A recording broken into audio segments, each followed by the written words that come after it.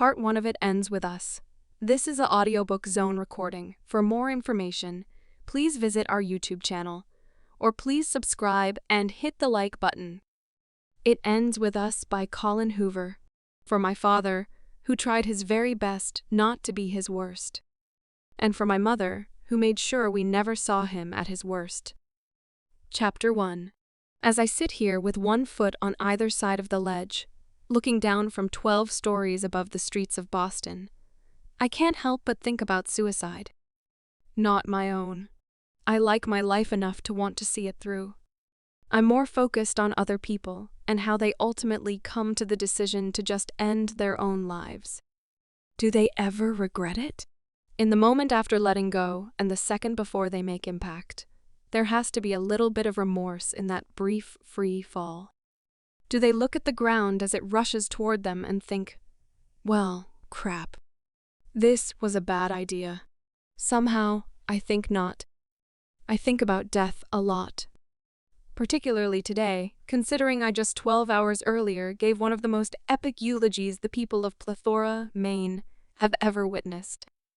Okay, maybe it wasn't the most epic. It very well could be considered the most disastrous. I guess that would depend on whether you were asking my mother or me. My mother, who probably won't speak to me for a solid year after today. Don't get me wrong. The eulogy I delivered wasn't profound enough to make history, like the one Brooke Shields delivered at Michael Jackson's funeral, or the one delivered by Steve Jobs' sister, or Pat Tillman's brother. But it was epic in its own way. I was nervous at first. It was the funeral of the prodigious Andrew Bloom, after all. Adored mayor of my hometown of Plethora, Maine. Owner of the most successful real estate agency within city limits. Husband of the highly adored Jenny Bloom, the most revered teaching assistant in all of Plethora. And father of Lily Bloom, that strange girl with the erratic red hair who once fell in love with a homeless guy and brought great shame upon her entire family. That would be me. I'm Lily Bloom, and Andrew was my father. As soon as I finished delivering his eulogy today, I caught a flight straight back to Boston and hijacked the first roof I could find. Again, not because I'm suicidal. I have no plans to scale off this roof. I just really needed fresh air and silence. And damn it if I can't get that from my third-floor apartment with absolutely no rooftop access and a roommate who likes to hear herself sing. I didn't account for how cold it would be up here, though. It's not unbearable, but it's not comfortable either. At least I can see the stars. Dead fathers and exasperating roommates and questionable eulogies don't feel so awful when the night sky is clear enough to literally feel the grandeur of the universe. I love it when the sky makes me feel insignificant. I like tonight. Well, let me rephrase this so that it more appropriately reflects my feelings in past tense. I liked tonight. But unfortunately for me, the door was just shoved open so hard, I expect the stairwell to spit a human out onto the rooftop. The door slams shut again, and footsteps move swiftly across the deck. I don't even bother looking up. Whoever it is, more than likely, won't even notice me back here, straddling the ledge to the left of the door. They came out here in such a hurry, it isn't my fault if they assume they're alone. I sigh quietly, close my eyes, and lean my head against the stucco wall behind me, cursing the universe for ripping this peaceful, introspective moment out from under me. The least the universe could do for me today is ensure that it's a woman and not a man. If I'm going to have company, I'd rather it be a female. I'm tough for my size and can probably hold my own in most cases. But I'm too comfortable right now to be on a rooftop alone with a strange man in the middle of the night. I might fear for my safety and feel the need to leave, and I really don't want to leave. As I said before, I'm comfortable. I finally allow my eyes to make the journey to the silhouette leaning over the ledge. As luck would have it, he's definitely male. Even leaning over the rail, I can tell he's tall. broad shoulders create a strong contrast to the fragile way he's holding his head in his hands. I can barely make out the heavy rise and fall of his back as he drags in deep breaths and forces them back out when he's done with them. He appears to be on the verge of a breakdown. I contemplate speaking up to let him know he has company, or clearing my throat. But between thinking it and actually doing it, he spins around and kicks one of the patio chairs behind him.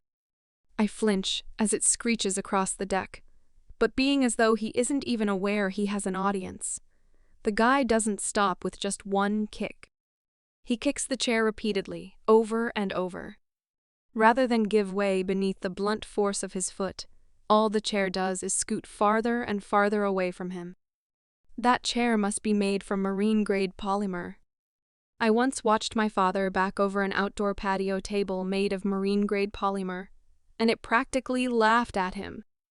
Dented his bumper, but didn't even put a scratch on the table. This guy must realize he's no match for such a high-quality material, because he finally stops kicking the chair. He's now standing over it, his hands clenched in fists at his sides. To be honest, I'm a little envious. Here this guy is, taking his aggression out on patio furniture like a champ. He's obviously had a shitty day, as have I.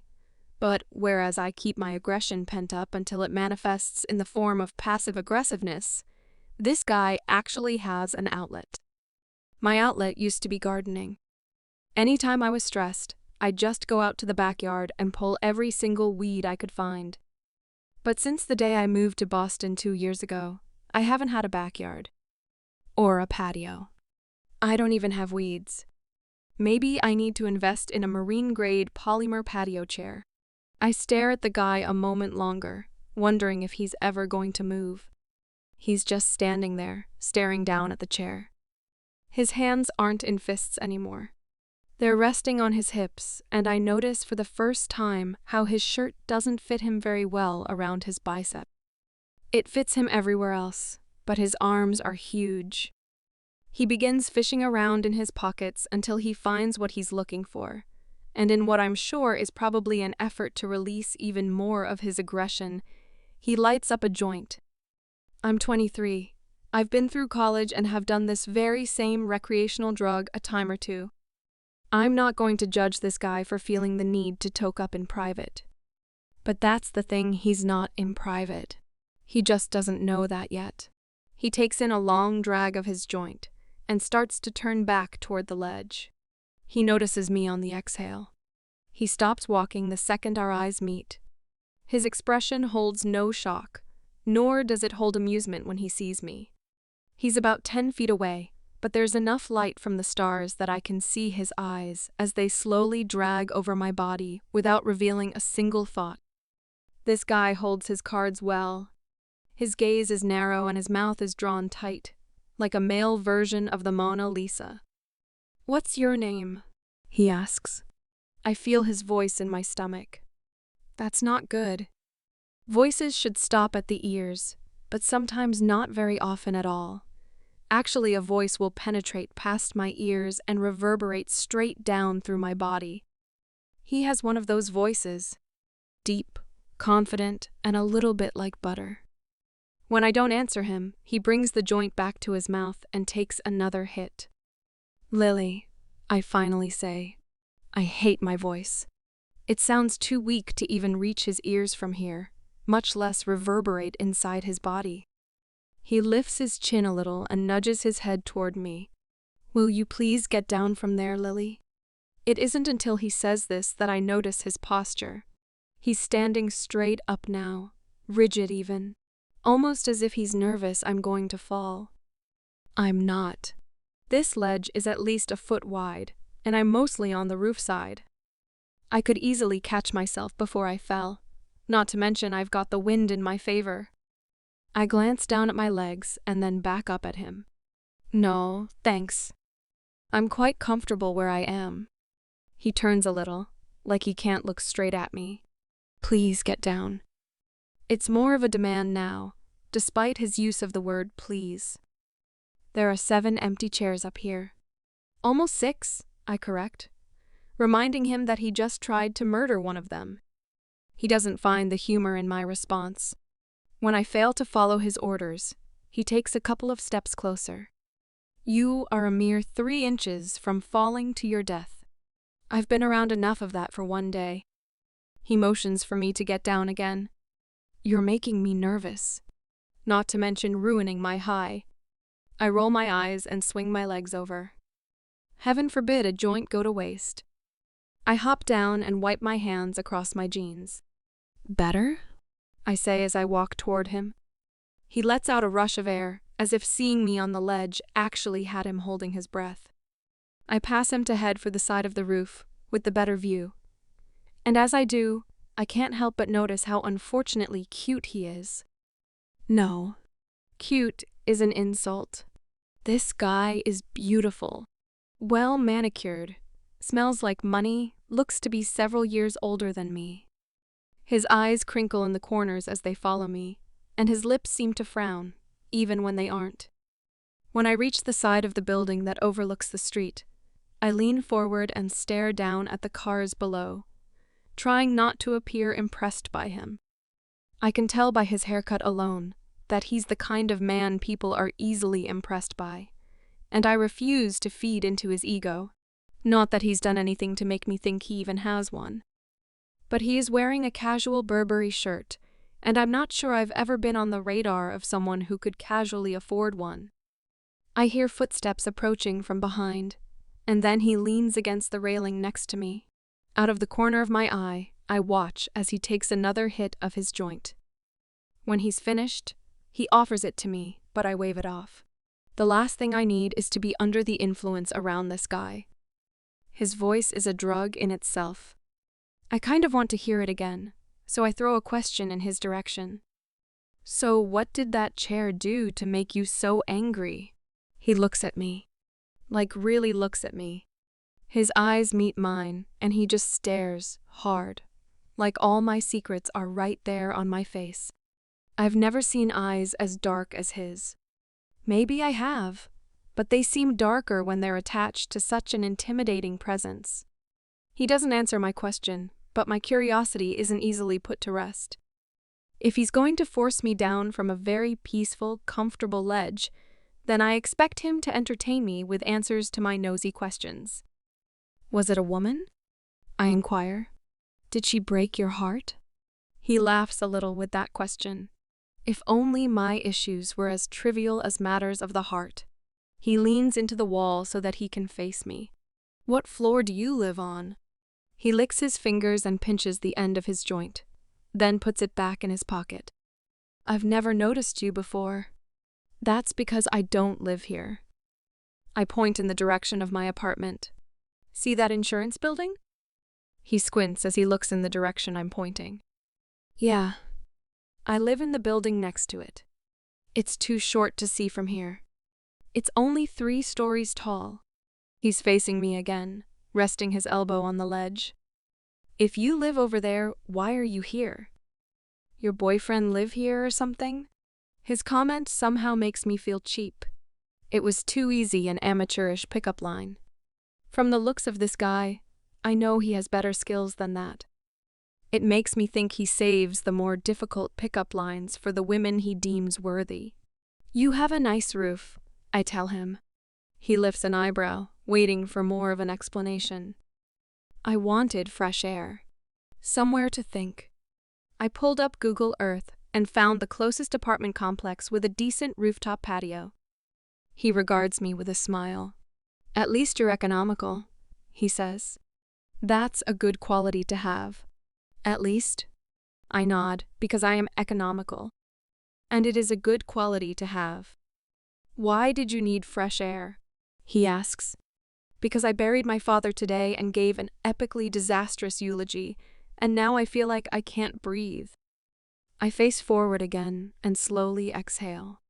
Can we just not talk for a little while? He seems a bit relieved that I asked for silence. He leans over the ledge and lets an arm dangle as he stares down at the street. He stays like this for a while, and I stare at him the entire time. He probably knows I'm staring, but he doesn't seem to care. A guy fell off this roof last month, he says. I would be annoyed at his lack of respect for my request for silence, but I'm kind of intrigued. Was it an accident? He shrugs. No one knows. It happened late in the evening. His wife said she was cooking dinner, and he told her he was coming up here to take some pictures of the sunset. He was a photographer. They think he was leaning over the ledge to get a shot of the skyline, and he slipped. I look over the ledge, wondering how someone could possibly put themselves in a situation where they could fall by accident. But then I remember I was just straddling the ledge on the other side of the roof a few minutes ago. When my sister told me what happened, the only thing I could think about was whether or not he got the shot. I was hoping his camera didn't fall with him because that would have been a real waste, you know? To die because of your love of photography, but you didn't even get the final shot that cost you your life? His thought makes me laugh, although I'm not sure I should have laughed at that. Do you always say exactly what's on your mind? He shrugs. Not to most people. This makes me smile. I like that he doesn't even know me, but for whatever reason, I'm not considered most people to him.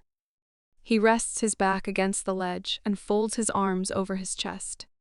Were you born here? I shake my head. No. Moved here from Maine after I graduated college. He scrunches up his nose, and it's kind of hot. Watching this guy dressed in his Burberry shirt with his $200 haircut making silly faces. So, you're in Boston Purgatory, huh? That's gotta suck. What do you mean? I ask him. The corner of his mouth curls up. The tourists treat you like a local. The locals treat you like a tourist. I laugh. Wow. That's a very accurate description. I've been here 2 months. I'm not even in purgatory yet, so you're doing better than I am. What brought you to Boston? My residency. And my sister lives here. He taps his foot and says, right beneath us, actually. Married a tech-savvy Bostonian, and they bought the entire top floor. I look down. The entire top floor? He nods. Lucky bastard works from home. Doesn't even have to change out of his pajamas and make 7 figures a year. Lucky bastard, indeed. What kind of residency? Are you a doctor? He nods. Neurosurgeon. Less than a year left of my residency, and then it's official. Stylish, well-spoken, and smart. And smokes pot. If this were an SAT question, I would ask which one didn't belong. Should doctors be smoking weed? He smirks. Probably not. But if we didn't indulge on occasion, there would be a lot more of us taking the leap over these ledges. I can promise you that. He's facing forward again with his chin resting on his arms. His eyes are closed now, like he's enjoying the wind against his face. He doesn't look as intimidating like this. You want to know something that only the locals know? Of course, he says, bringing his attention back to me. I point to the east. See that building? The one with the green roof? He nods. There's a building behind it on Melcher. There's a house on top of the building, like a legit house built right on the rooftop. You can't see it from the street, and the building is so tall that not many people even know about it. He looks impressed. Really? I nod. I saw it when I was searching Google Earth, so I looked it up. Apparently, a permit was granted for the construction in 1982. How cool would that be? To live in a house on top of a building? You'd get the whole roof to yourself, he says. I hadn't thought of that. If I owned it, I could plant gardens up there. I'd have an outlet. Who lives there? He asks. No one really knows. It's one of the great mysteries of Boston. He laughs and then looks at me inquisitively. What's another great mystery of Boston? Your name. As soon as I say it, I slap my hand against my forehead.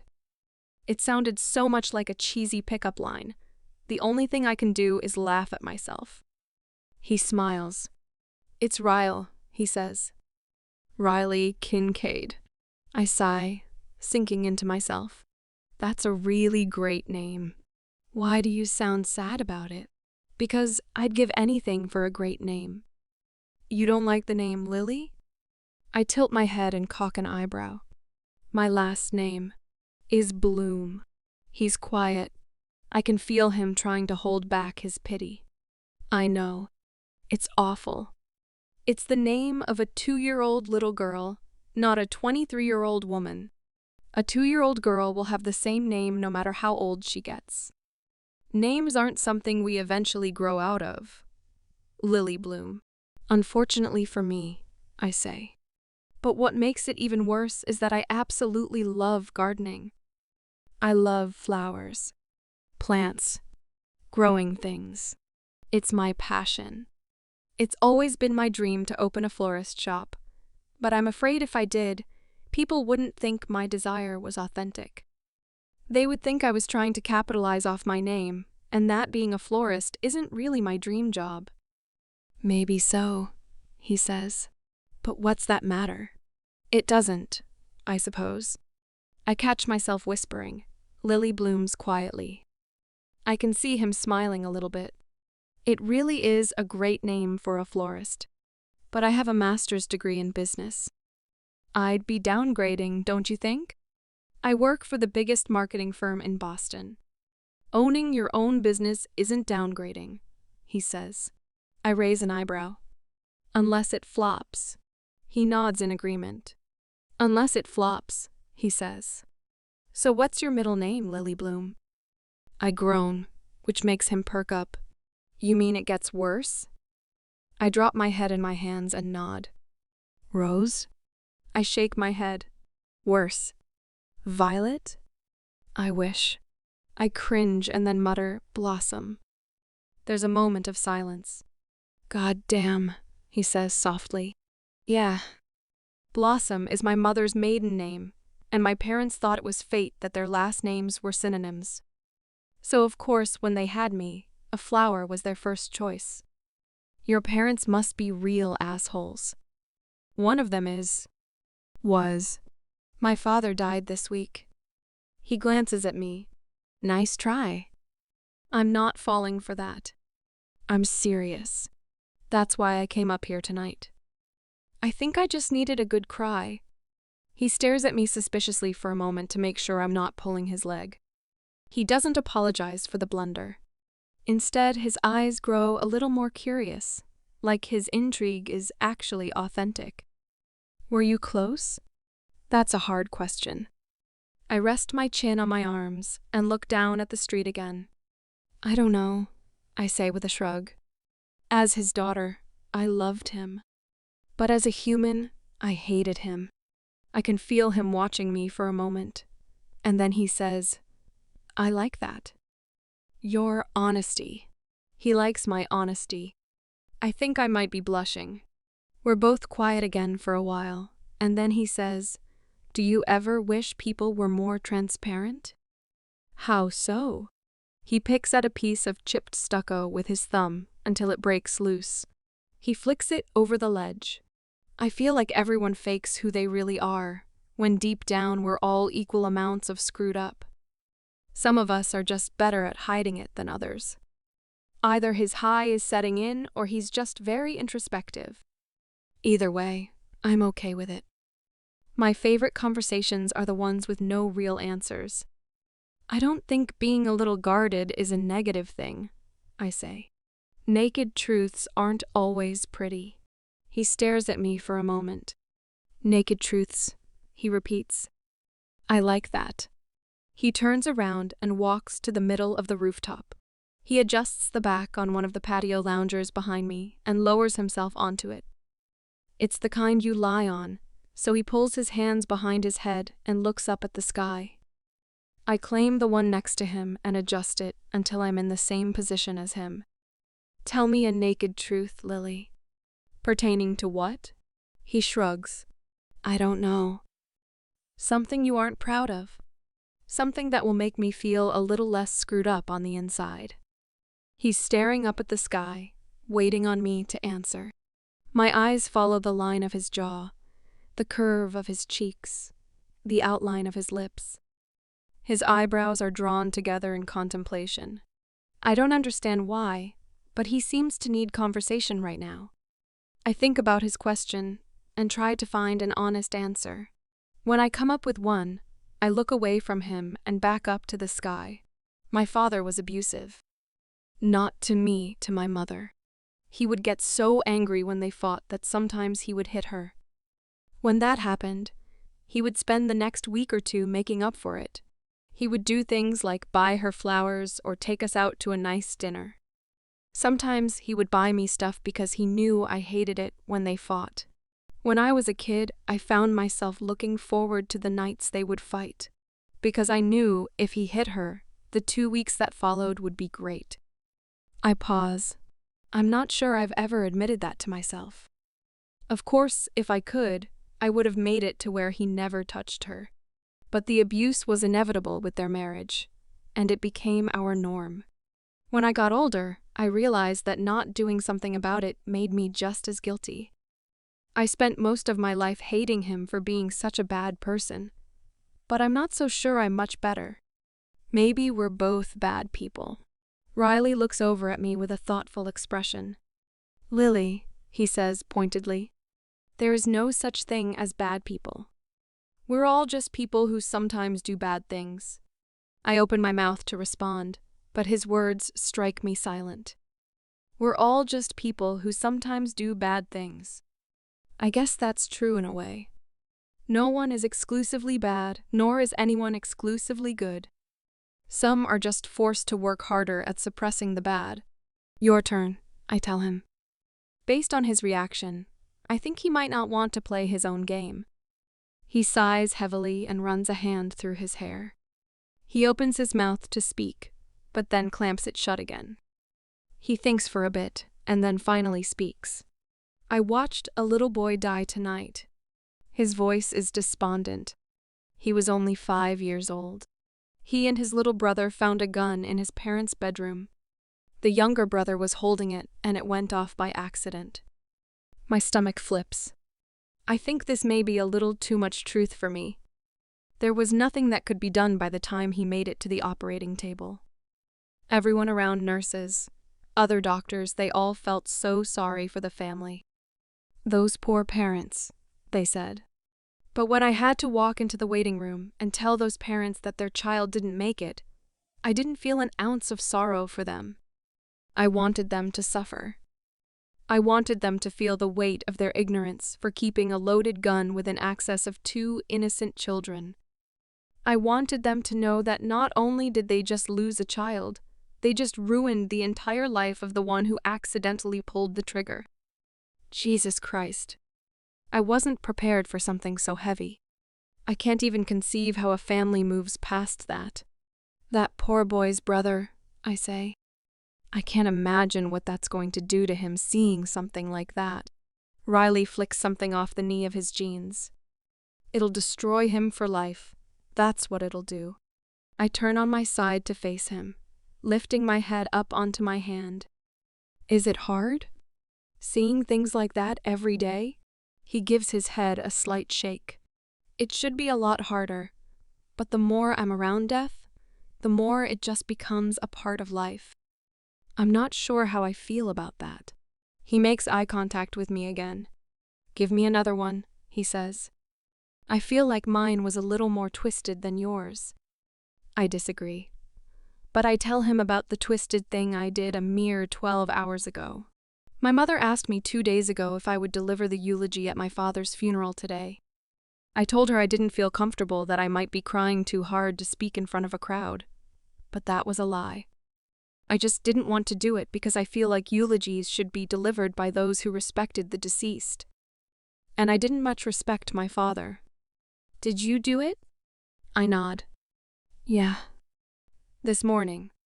I sit up and pull my legs beneath me as I face him. You want to hear it? He smiles. Absolutely. I fold my hands in my lap and inhale a breath. I had no idea what to say. About an hour before the funeral, I told my mother I didn't want to do it. She said it was simple and that my father would have wanted me to do it. She said all I had to do was walk up to the podium and say 5 great things about my father. So, that's exactly what I did. Riley lifts up onto his elbow, appearing even more interested. He can tell by the look on my face that it gets worse. Oh no, Lily. What did you do? Here. Let me just reenact it for you. I stand up and walk around to the other side of my chair. I stand tall and act like I'm looking out over the same crowded room I was met with this morning. I clear my throat. Hello. My name is Lily Bloom, daughter of the late Andrew Bloom. Thank you all for joining us today as we mourn his loss. I wanted to take a moment to honor his life by sharing with you 5 great things about my father. The first thing, I look down at Riley and shrug. That's it. He sits up. What do you mean? I take a seat on my lounge chair and lie back down. I stood up there for 2 solid minutes without saying another word. There wasn't one great thing I could say about that man, so I just stared silently at the crowd until my mother realized what I was doing and had my uncle remove me from the podium. Riley tilts his head. Are you kidding me? You gave the anti-eulogy at your own father's funeral? I nod. I'm not proud of it. I don't think. I mean, if I had my way, he would have been a much better person, and I would have stood up there and talked for an hour. Ryle lies back down. Wow, he says, shaking his head. You're kind of my hero. You just roasted a dead guy. That's tacky. Yeah, well, naked truth hurts. I laugh. Your turn. I can't top that, he says. I'm sure you can come close. I'm not sure I can. I roll my eyes. Yes, you can. Don't make me feel like the worst person out of the 2 of us. Tell me the most recent thought you've had that most people wouldn't say out loud. He pulls his hands up behind his head and looks me straight in the eye. I want to fuck you. My mouth falls open. Then I clamp it shut again. I think I might be speechless. He shoots me a look of innocence. You asked for the most recent thought, so I gave it to you. You're beautiful. I'm a guy. If you were into one-night stands, I would take you downstairs to my bedroom and I would fuck you. I can't even look at him. His statement makes me feel a multitude of things all at once. Well, I'm not into one-night stands. I figured as much, he says. Your turn. He's so nonchalant, he acts as if he didn't just stun me into silence. I need a minute to regroup after that one, I say with a laugh. I try to think of something with a little shock value, but I can't get over the fact that he just said that, out loud. Maybe because he's a neurosurgeon and I never pictured someone so educated throwing around the word fuck so casually. I gather myself somewhat and then say, okay. Since we're on the subject, the first guy I ever had sex with was homeless. He perks up and faces me. Oh, I'm gonna need more of this story. I stretch my arm out and rest my head on it. I grew up in Maine. We lived in a fairly decent neighborhood, but the street behind our house wasn't in the best condition.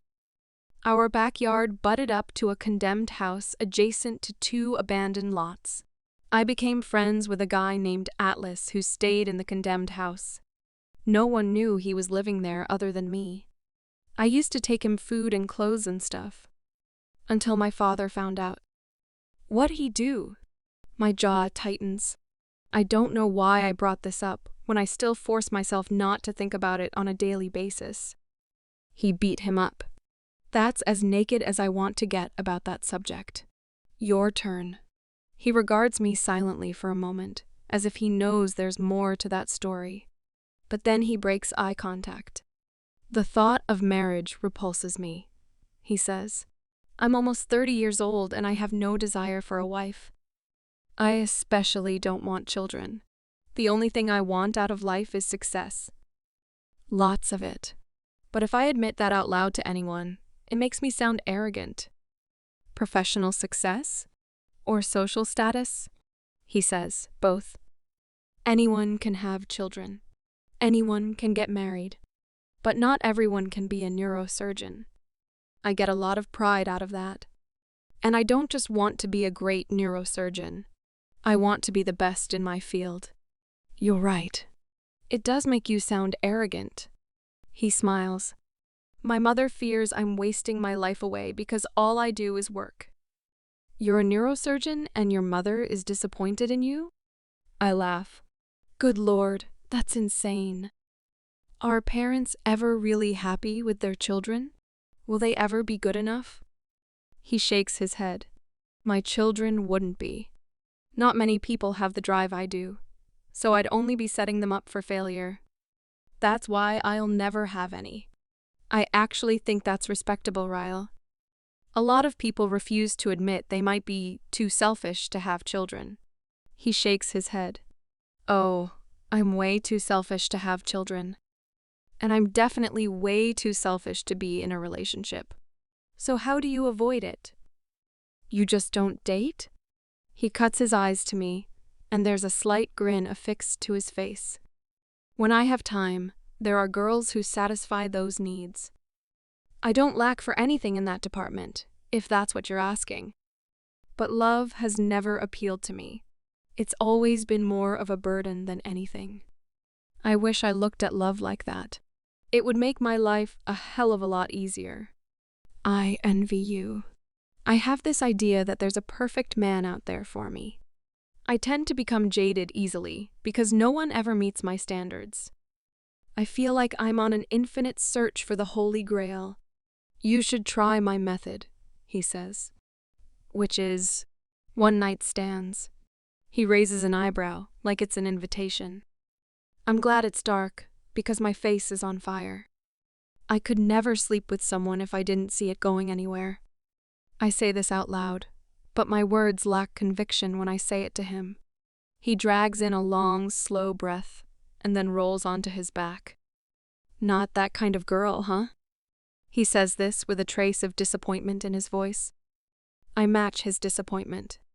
I'm not sure I'd even want to turn him down if he made a move, but I might have just thwarted that possibility. If you wouldn't sleep with someone you just met, his eyes meet mine again. Exactly how far would you go? I don't have an answer for that. I roll onto my back because the way he's looking at me makes me want to rethink one-night stands. I'm not necessarily against them, I suppose. I've just never been propositioned for one by someone I would consider it with. Until now, I think. Is he even propositioning me? I've always been terrible at flirting. He reaches out and grabs the edge of my lounge chair. In one swift movement, and with very minimal effort, he drags my chair closer to him until it bumps his. My whole body stiffens. He's so close now, I can feel the warmth of his breath cutting through the cold air. If I were to look at him, his face would be mere inches from mine. I refuse to look at him, because he'd probably kiss me and I know absolutely nothing about this guy, other than a couple of naked truths. But that doesn't weigh on my conscience at all when he rests a heavy hand on my stomach. How far would you go, Lily? His voice is decadent, smooth. It travels straight to my toes. I don't know, I whisper. His fingers begin to crawl toward the hem of my shirt. He begins to slowly inch it upward until a slither of my stomach is showing.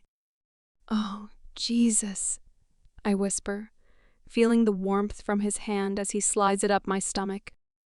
Against my better judgment, I face him again, and the look in his eyes completely captivates me. He looks hopeful and hungry and completely confident. He sinks his teeth into his bottom lip as his hand begins to tease its way up my shirt. I know he can feel my heart thrashing around in my chest. Hell, he can probably hear it. Is this too far? He asks.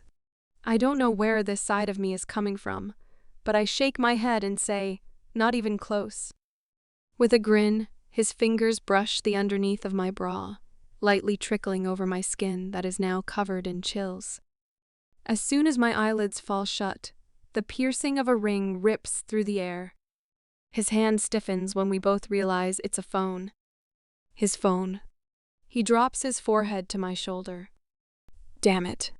I frown when his hand slips out from beneath my shirt. He fumbles in his pocket for his phone, standing up and walking several feet away from me to take the call. Dr. Kincaid, he says. He listens intently, his hand gripping the back of his neck. What about Roberts? I'm not even supposed to be on call right now. More silence is followed with, yeah. Give me 10 minutes. On my way. He ends the call and slides his phone back in his pocket. When he turns to face me, he looks a little disappointed. He points to the door that leads to the stairwell. I have to. I nod. It's fine. He considers me for a moment and then holds up a finger. Don't move, he says, reaching for his phone again. He walks closer and holds it up as if he's about to snap a picture of me. I almost object, but I don't even know why. I'm fully clothed. It just doesn't feel that way for some reason. He snaps a picture of me lying in the lounge chair, my arms relaxed above my head. I have no idea what he plans to do with that picture, but I like that he took it. I like that he had the urge to remember what I look like, even though he knows he'll never see me again. He stares at the photo on his screen for a few seconds and smiles. I'm half tempted to take a picture of him in return, but I'm not sure I want a reminder of someone I'll never see again. The thought of that is a little depressing. It was nice meeting you, Lily Bloom. I hope you defy the odds of most dreams and actually accomplish yours. I smile, equally saddened and confused by this guy. I'm not sure that I've ever spent time with someone like him before, someone of a completely different lifestyle and tax bracket. I probably never will again. But I'm pleasantly surprised to see that we aren't all that different. Misconception confirmed. He looks down at his feet for a moment as he stands in somewhat of an unsure pose. It's as if he's suspended between the desire to say something else to me and the need to leave. He glances at me one last time this time, without so much of a poker face. I can see the disappointment in the set of his mouth before he turns and walks in the other direction. He opens the door, and I can hear his footsteps fade as he rushes down the stairwell. I'm alone on the rooftop once again, but to my surprise, I'm a little saddened by that now.